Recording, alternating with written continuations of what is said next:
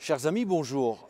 Depuis la session de Strasbourg, le président de la République, Emmanuel Macron, est venu faire le grand oral ici devant les parlementaires européens et expliquer quelle était sa vision de l'Union européenne.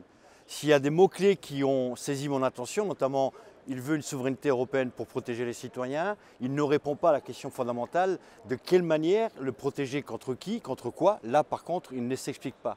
Le reste de son discours et de son débat, on a bien compris, pour ceux qui l'auraient peut-être oublié ou pas remarqué, il a une vision très libérale de l'Europe qu'il souhaite mettre en place demain. D'ailleurs, c'est un appel du pied qu'il a fait au groupe plutôt conservateurs et libéraux, à peine aux forces de gauche, parce qu'effectivement, ce n'est pas l'option qu'il a choisie.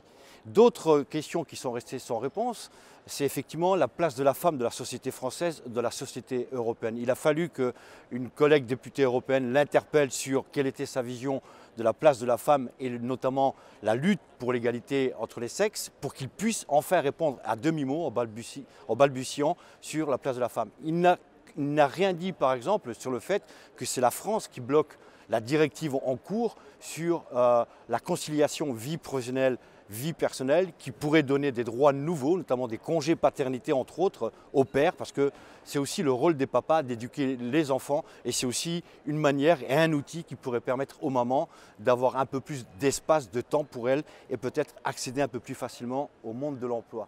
Il n'a rien dit non plus par exemple sur la redéfinition nécessaire des marchés pertinents en Europe. La crise de l'acier, avec les déclarations de Trump sur l'aluminium, et là nous sommes en plein dans une crise assez significative des manquements de l'Europe, avec le groupe ArcelorMittal où la commission de la concurrence oblige le groupe à céder 6 sites européens. Mais au-delà de la cession de ces 6 sites, la question de fond qui est posée, c'est quelle politique industrielle au niveau européen nous voulons mettre en place et comment on va protéger ces 6 sites qui vont être livrés à eux-mêmes. On ne sait pas qui pourrait les acheter, éventuellement des Chinois, éventuellement des Russes, peut-être même des financiers qui n'ont comme seul objectif d'avoir un taux de retour sur investissement à 2 chiffres.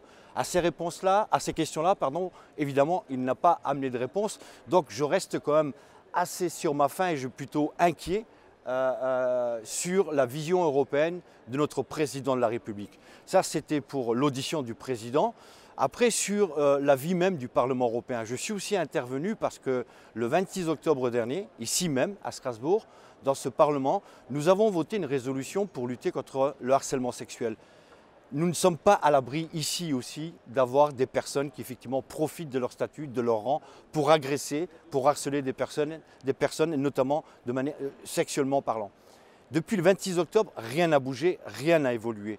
Et c'est le Parlement européen qui est toujours très prompt à faire la leçon à la terre entière, en disant aux uns et aux autres ce qui est bien, ce qui est mal, ce qu'il faut faire, ce qu'il ne faut pas faire. Eh bien, à partir du moment où cette résolution n'est toujours pas appliquée, c'est le principe même de la démocratie qui est remis en cause. Parce que c'est nous, les parlementaires européens, qui avons décidé collectivement, à une très très large majorité, l'application de cette résolution. Et c'est une partie du bureau du Parlement européen, je rappelle le président et M. Tajani, qui aujourd'hui refusent notamment de ne pas mettre en application certaines mesures qui les dérangent. Et là, c'est scandaleux.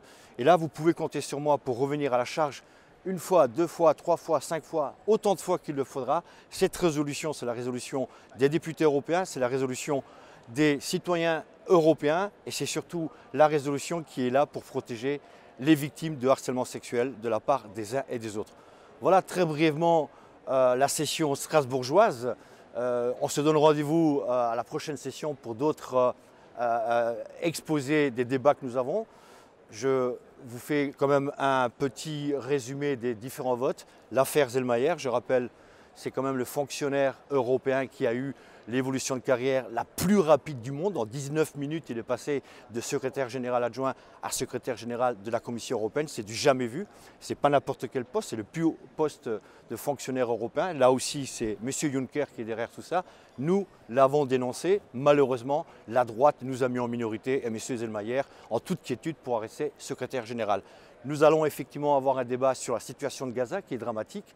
Là aussi, j'espère que les forces progressistes seront en mesure de dénoncer la position et en tout cas la posture de l'armée israélienne qui n'a pas hésité à tirer sur des adolescents et ça aussi pour nous c'est inadmissible. Voilà en quelques mots résumé la situation des débats strasbourgeois. Je vous souhaite une bonne continuation et à très bientôt.